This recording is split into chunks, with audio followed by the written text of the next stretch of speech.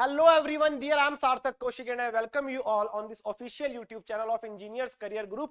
और डियर इस वीडियो में हम लोग डिस्कस करेंगे एक्सपर्टीज और इंफॉर्मेशन आपको कितना गैदर करना है अगर आपका भी एम है, आपका भी टारगेट है इंजीनियरिंग कॉम्पिटिटिव एग्जाम क्रैक करना।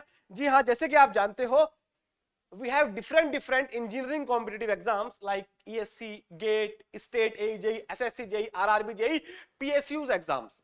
तो डियर किस एग्जाम का हमारा टारगेट है, क्या हम टारगेट करके चल रहे हैं और उस टारगेट के अकॉर्डिंग जब हम अपनी प्रिपरेशन स्टार्ट करेंगे, what ever is your branch, जब भी हम अपनी प्रिपरेशन स्टार्ट करेंगे तो हमको एक्सपर्टीज, जिसको हम डेप्थ बोलेंगे कि बहुत ज्यादा डेप्थ में जाना है, इंजीनियरिंग की सब्जेक्ट्स के बहुत ज्यादा डेप्थ में नॉलेज करना है या इंफॉर्मेशन बेस्ड अपने को स्टडी करनी है। जी हाँ डियर, जब भी हम कोई सब्जेक्ट स्टार्ट करते हैं इररिस्पेक्टिव ऑफ ब्रांच तो उसमें दो चीजें होती हैं। एक तो सब्जेक्ट में हमको डीप नॉलेज कितनी है, मतलब हमारा एक्सपर्टीज कितना है सब्जेक्ट के अंदर। दूसरा, उस सब्जेक्ट के रिगार्डिंग हमने कितनी इंफॉर्मेशन गैदर की है, दैट इज इंफॉर्मेशनल चीजें हमारे पास है। बट ऐसा हो सकता है बहुत ज्यादा एक्सपर्टीज हमारे पास उस सब्जेक्ट की नहीं है। तो डियर, ये जो एक्सपर्टीज और इंफॉर्मेशन वाली बात है ये ब्रांच टू ब्रांच वेरी करेगी। डिफरेंट ब्रांच में डिफरेंट सब्जेक्ट्स होते हैं। अब कुछ सब्जेक्ट्स ऐसे हैं जहां पे डीप नॉलेज की, एक्सपर्टीज की जरूरत पड़ती है, उसके बिना काम नहीं चलता है। कुछ सब्जेक्ट्स ऐसे होते हैं जहां पे अगर हम इंफॉर्मेशन भी गैदर कर ले तो अपना काम चल जाता है। ठीक है डियर, ये तो हो गया ब्रांच वाइज, इस पे हम सेपरेट कभी और बात करेंगे। आज हम बात करेंगे आपको कितना एक्सपर्टीज और कितना इंफॉर्मेशन चाहिए आपको अगर आप एक पर्टिकुलर एग्जाम को टारगेट कर रहे हो तो, और अगर आपके टारगेट ये सारे एग्जाम है तब अपने को क्या करना है। ठीक है, तो आप बात करते हैं यहाँ पे, जैसे कि आप देख पा रहे हो वाई एक्सिस पे अपने पास है dear, that is expertise and information. और यहां पे आप डिफरेंट एग्जाम देख सकते हो, ESE, GATE, state AJE, SSC JE, RRB JE, और यहां पे हम ऐड कर लेते हैं साथ में पीएसयू। क्या ऐड कर लेते हैं? पीएसयू। अब डियर ये जो ऑरेंज वाला बार है ये आपका रिप्रेजेंट करेगा एक्सपर्टीज को, और जो व्हाइट वाला है ये रिप्रेजेंट करेगा इंफॉर्मेशन को। सो डियर, अगर मैं ईएससी एग्जाम की बात करता हूं तो ईएससी एग्जाम अगर आपका टारगेट है क्रैक करने का तो क्या हमको एक्सपर्टीज नहीं चाहिए? बहुत सारे एजुकेटर का, बहुत सारे मेंटर्स का ये बोलना है सर ईएससी एग्जाम में तो हमारे पास जो हमको सॉल्व करना है, जो टाइम हमारे पास है और उस गिवन टाइम में जो नंबर ऑफ क्वेश्चन बहुत ज्यादा है गेट के कंपैरिजन में, तो हमको यहां पे बहुत ज्यादा एक्सपर्टीज की रिक्वायरमेंट नहीं है। बट डियर ऐसा नहीं है। ईएससी अगर एज ए पैन में बात करता हूं तो ईएससी में आपका प्री भी होगा, मेंस भी होगा। और डियर ईएससी एक ऐसा एग्जाम है जहां पे आपको डीप नॉलेज अगर नहीं है, कॉन्सेप्ट अगर आपके क्लियर नहीं है, अगर आपको सब्जेक्ट के अंदर एक्सपर्टीज आपकी नहीं है तो आप वो एग्जाम क्रैक नहीं कर पाओगे। बिकॉज वहां पे डियर बहुत सारे क्वेश्चन आते हैं स्टेटमेंट वाले। अब वो स्टेटमेंट वाले क्वेश्चन क्या करते हैं डियर, ऊपर ऊपर से नहीं पूछते हैं। वो एक क्वेश्चन में 5 स्टेटमेंट होंगे और 5 स्टेटमेंट से वो आपकी पूरी एक चैप्टर की नॉलेज चेक कर लेगा। जी हाँ, तो डियर ईएससी एग्जाम अगर आपको क्रैक करना है तो एक्सपर्टीज आपको ठीक ठाक गेन करना पड़ेगा डियर, नहीं तो काम नहीं चलेगा। अगर इंफॉर्मेशन की बात करें ईएससी को लेके डियर, जितना एक्सपर्टीज चाहिए ना ईएससी को क्रैक करने के लिए, इंफॉर्मेशन उससे भी ज्यादा चाहिए। तो अगर आप कोई भी सब्जेक्ट जब उठा रहे हो, कोई भी सब्जेक्ट अगर आप उठा रहे हो डियर, तो अगर आपका टारगेट ईएससी है तो आपको उस सब्जेक्ट में मास्टरी भी करनी है, डीप नॉलेज भी लेनी है, और उस सब्जेक्ट की सारी इंफॉर्मेशन भी आपके पास होनी चाहिए, तब जाके आप ईएससी को टारगेट कर पाओगे।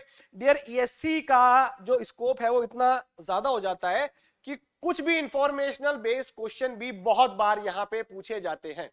जी हाँ, इंफॉर्मेशनल बेस्ड क्वेश्चन भी बहुत बार यहां पे पूछे जाते हैं। और जैसे मैंने आपको बताया जो स्टेटमेंट वाले क्वेश्चन है उनको अटेम्प्ट करने के लिए आपको डीप नॉलेज और एक्सपर्टीज होना ही चाहिए। और जब आप मेंस लिखने जाओगे डियर तो वहां पे तो बिना डीप नॉलेज के काम चलेगा ही नहीं। ओके, तो ईएससी क्रैक करने के लिए आपको एक्सपर्टीज भी चाहिए और बहुत सारा इंफॉर्मेशन आपके पास होना चाहिए। नेक्स्ट डियर हम बात करते हैं गेट की। अब डियर गेट का नेचर आप देखो, गेट का नेचर क्या है। जो हमारा गेट का एग्जाम है ना, गेट का एग्जाम डियर 3 आवर्स का है ना, और 3 आवर्स में ये बोल रहे हैं कि आपको 65 क्वेश्चन अटेम्प्ट करने हैं। अब ऑब्वियसली बात है, अगर 3 आवर्स में 65 क्वेश्चन अटेम्प्ट करने हैं तो डियर जो क्वेश्चन, एक क्वेश्चन को करने में थोड़ा तो टाइम लगेगा, 2 to 3 मिनट्स का टाइम लगने वाला है ऑन एन एवरेज। अब डियर 2 to 3 मिनट का अगर वो टाइम ऑन एन एवरेज एक क्वेश्चन में दे रहा है, आप खुद सोच लो कि वो क्वेश्चन इंफॉर्मेशन बेस्ड होंगे या एक्सपर्टीज बेस्ड होंगे। यहां पे ऑब्वियसली बात है, जब इतना टाइम आपको दे रहा है वो, तो आपसे वो आपका जो टाइम लगेगा, जो आपका टाइम यूटिलाइज होगा वो कैलकुलेशन में यूटिलाइज होने वाला है। तो न्यूमेरिकल बेस्ड क्वेश्चन ज्यादा आएंगे, कॉन्सेप्ट को अप्लाई कैसे करना है उस बेस्ड पे क्वेश्चन ज्यादा आएंगे। तो डियर, अगर मैं एक्सपर्टीज की बात करता हूं, तो अगर आपको गेट का एग्जाम अच्छे से क्रैक करना है तो ईएससी के आसपास आपको एक्सपर्टीज, या थोड़ा अगर हम बोले तो एक लेवल ऊपर रखना पड़ेगा, क्योंकि यहां पे बहुत क्लब करके भी न्यूमेरिकल काफी बार दिए जाते हैं। जी हाँ, एक चैप्टर का दूसरे चैप्टर के साथ कंबाइन करके, समटाइम्स एक सब्जेक्ट का दूसरे सब्जेक्ट के किसी चैप्टर के साथ कंबाइन करके भी न्यूमेरिकल आपको मिलेगा। कहां पे? गेट में। तो गेट में डियर हमको एक्सपर्टीज भर भर के चाहिए। गेट का एग्जाम आप इंफॉर्मेशन के बेस्ड पे नहीं निकाल पाओगे, और डियर इंफॉर्मेशन गेट के एग्जाम में बहुत ज्यादा रिक्वायर्ड नहीं है। जी हाँ, गेट के एग्जाम में बहुत ज्यादा इंफॉर्मेशन का आप बार देख सकते हो, यहाँ पे बहुत नीचे है एक्सपर्टीज से। गेट के एग्जाम में बहुत ज्यादा इंफॉर्मेशन रिक्वायर्ड नहीं है, बल्कि अगर इसको अगर हम बात करें, दैट इज इसको अपन क्या कर सकते हैं, और हम इसको छोटा कर सकते हैं इंफॉर्मेशन वाले को। Dear, informational based question GATE में भी आते हैं, बट बहुत उनका जो नंबर है, उनका जो परसेंटेज है वो बहुत बहुत बहुत कम है। अगेन, अगर वो 2 to 3 minute on an average आपको दे रहा है क्वेश्चन पे स्पेंड करने के लिए, तो वो इंफॉर्मेशन बेस्ड क्वेश्चन नहीं पूछने वाला है आपसे। ओके, तो इंफॉर्मेशन आपको बहुत ज्यादा गैदर नहीं करनी है। अब देखो, मैं एक एग्जांपल से आपको समझाता हूं इन दोनों के में डिफरेंस। अब एग्जांपल जो मैं ले रहा हूं ये सिविल और मैकेनिकल वाले इसको ज्यादा रिलेट कर पाएंगे। जैसे एफएम में डियर टॉपिक है टाइप्स ऑफ फ्लूइड। अब टाइप्स ऑफ फ्लूइड आपको अच्छे से पता होना चाहिए कि डाइलेटेंट फ्लूइड कैसे बिहेव करता है, ठीक है, बिंगम प्लास्टिक कैसे बिहेव करता है, शूडो प्लास्टिक कैसे बिहेव करता है, आपको अच्छे से पता होना चाहिए, चाहे आप ईएससी का एग्जाम देने जा रहे हो या गेट का एग्जाम देने जा रहे हो। बट डियर, अब डाइलेटेंट के एग्जाम्पल क्या क्या है, शूडो के एग्जाम्पल क्या क्या है, अगर आपको ये नहीं भी पता है तो गेट में बहुत ज्यादा बॉदर नहीं करेगा। गेट में डायरेक्ट ऐसी चीजें नहीं पूछते हैं इन्फॉर्मेशन बेस्ड, ये तो इन्फॉर्मेशन हो गया ना। अच्छा, ये डायलेटेंट के टाइप है, ठीक है, ईएससी में डायरेक्ट पूछ लेते हैं ये चीज। ओके, और अगर हम बात करें डियर स्टेट और एसएससी जेई और आरआरबी जेई, यहां पे मैं उन स्टेट को थोड़ा सा साइड में रखूंगा जिन स्टेट के एई की एग्जाम में कन्वेंशनल का पेपर होता है, वो इस वाली कैटेगरी में नहीं है।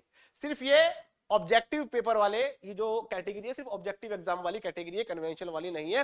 तो dear state, SSC JE, RRB JE और मोस्ट ऑफ द पीएसयू, अगर मैं बार्क और इसरो को थोड़ा सा साइड में कर दूं, तो डियर इस तरह के एग्जाम क्रैक करने के लिए आपको इंफॉर्मेशन चाहिए भर भर के। जी हाँ, आप खुद देख लो डियर, एसएससी जेई क्या बोलता है, एसएससी जेई बोलता है कि 200 क्वेश्चन सॉल्व करने हैं इन 120 minutes. Oh my God, 200 question in 120 minute अगर सॉल्व करने हैं तो ऑब्वियसली बात है वो डायरेक्ट ही क्वेश्चन पूछेगा, वो बहुत बड़े बड़े न्यूमेरिकल पूछ ही नहीं सकता है, नहीं तो इस तरह का पेपर बनाने का कोई मतलब ही नहीं है, जस्टिफाई नहीं होगा ये चीज।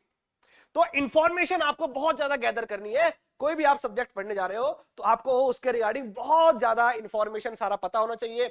बहुत ज्यादा एक्सपर्टीज की रिक्वायरमेंट नहीं है, आपको मास्टर नहीं बनना है सब्जेक्ट में अगर ये वाले एग्जाम निकालने हैं तो, बट हाँ, इंफॉर्मेशन आपके पास सारा होना चाहिए, डाटा आपके पास सारा होना चाहिए उस सब्जेक्ट से रिलेटेड, क्योंकि डायरेक्ट क्वेश्चन इंफॉर्मेशन बेस्ड मिलने, ठीक है। सो डियर, ये एक ओवरव्यू था।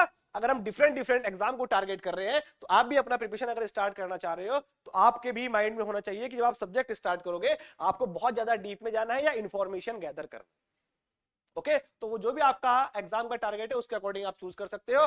और आपके टारगेट को फुलफिल करने के लिए, अगर आपका भी target ESE, GATE, SSC, JE कुछ भी है, उसके लिए डियर बैच हम स्टार्ट कर रहे हैं, दैट इज बैच स्टार्ट कर रहे हैं। और ये जो बैच स्टार्ट हो रहा है, ये स्टार्ट हो रहा है डियर, दैट इज 5 नवंबर से। कब से स्टार्ट हो रहा है? 5 नवंबर से बैच स्टार्ट हो रहा है। ये बैच जो हमारा स्टार्ट होगा डियर, ईएससी 2025, जिसका प्री का एग्जाम आपका जून में है और मेंस का एग्जाम अगस्त में है, ये बैच एक स्टार्ट होगा। और एक आपका गेट 2026 के लिए बैच स्टार्ट होगा। और जो स्टूडेंट गेट 2025 की प्रिपरेशन भी करना चाहते हैं उनके लिए रनिंग बैच चले हुए, ठीक है डियर। तो इन बैचेस में अगर आपको एनरोल करना है तो ये नंबर आपको गिवन है, या कोई भी आपको इंफॉर्मेशन चाहिए आप नंबर पे कॉल करके पूछ सकते हो, कोई भी क्वेरी ले सकते हो। डियर, ये जो बैच चलेंगे ये ऑफलाइन प्लस ऑनलाइन, जी हाँ, डुअल मोड में चलेंगे। किस मोड में चलेंगे? डुअल मोड में। ये हम बोले हाइब्रिड, हाइब्रिड, बिकॉज आपका एग्जाम आपके कॉलेज है, आप नहीं आ पा रहे हो, कोई बात नहीं, आप घर से भी देख सकते हो। जैसे ये मैं सेशन ले रहा हूं डिजिटल बोर्ड पे, इसी तरह से क्लासेस डियर यहाँ पे चलने वाली हैं। तो जो स्टूडेंट ऑफलाइन आ सकते हैं वो ऑफलाइन यहाँ पे आके पढ़ेंगे, जो नहीं आ सकते हैं वो उसी टाइम पे सेशन लाइव जा रहा होगा, उसकी रिकॉर्डिंग भी उसके बाद अवेलेबल रहेगी।